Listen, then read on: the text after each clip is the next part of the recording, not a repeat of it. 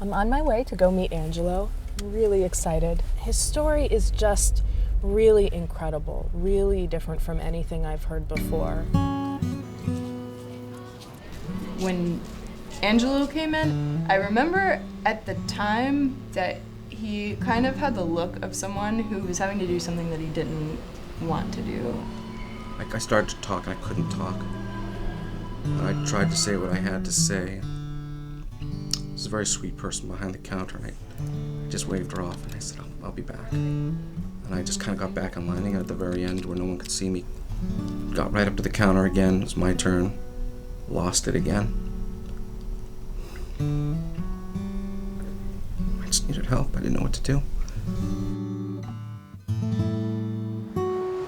He was homeless basically and was having the option to go into a program to help him, turn things around, but on the condition that he was not able to bring the cat there. I guess there's a saddle point, where you realize that you're not taking care of yourself, you don't have enough money to take care of your vehicles, you don't have health insurance, and then for me, physically, I had trouble. I had not taken care of myself because I didn't have health insurance. I had both my hands operated on. I had carpal tunnel really bad. I couldn't feel very much in my hands anymore. Eventually, when it got too difficult, that was it. I couldn't work anymore. I couldn't try to pay rent. I had to leave. I was living in my car. I tried to stay with Simon initially in the car so that he would have that contact. It was way too hard. I knew that it was all going to come crashing down. I didn't have any more work. I had no more money. I was having I couldn't eat. It was all, this was it. I fell in the hole.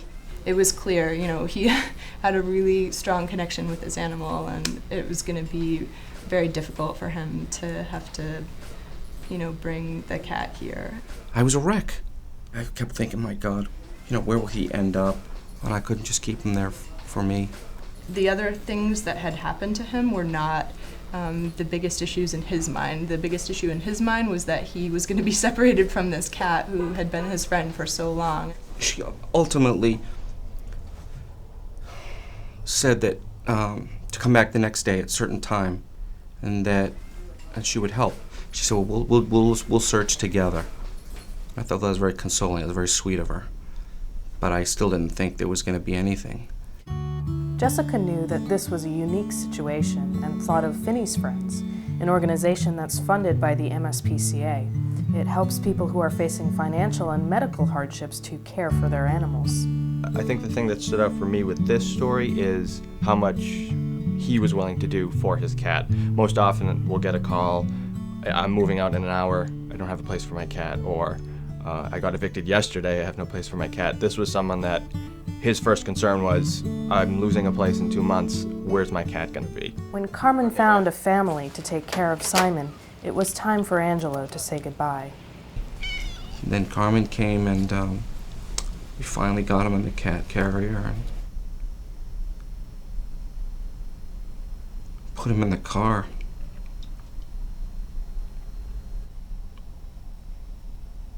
That was hard.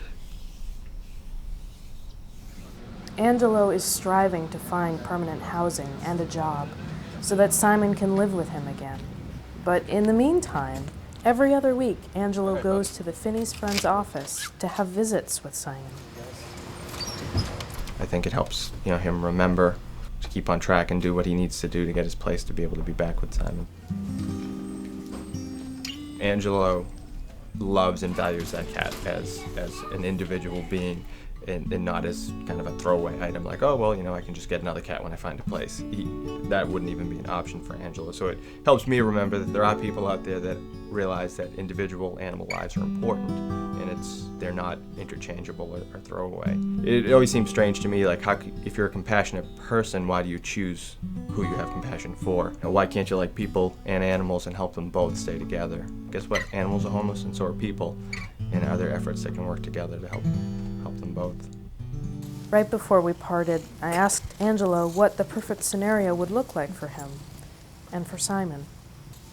To finally have my situation be stable, to have him with me, so that we can just finally just enjoy each other's company and he can just do whatever he wants, have a window to look out of, And so just to enjoy that, just to see him doing, hopping off something, just to get to his favorite little spot, or for the sun to come in and hit him, that's all I ever wanted.